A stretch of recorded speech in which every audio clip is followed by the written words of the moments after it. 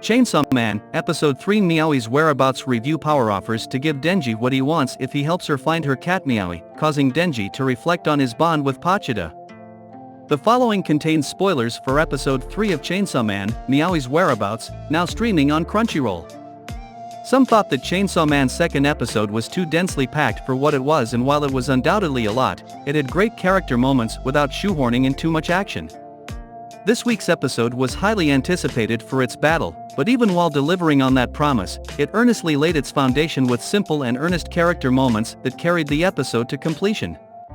At the end of last week's episode, Power and Denji were on patrol when suddenly Power smelled blood and rushed into action against a devil down on the street below.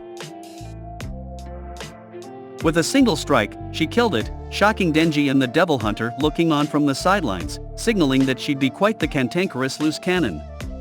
The promising and the interesting episode 3 begins right as the previous one left off, but with the blood settled and Denji and Power receiving something of a scolding. It's explained that there are rules of engagement and that poaching other hunters' kills can be seen as obstruction. It's one of two scenes with Makima that start to expand on the world this week. The second is a meeting between Makima and her superiors, which further confirms that devils and devil hunters are widely known.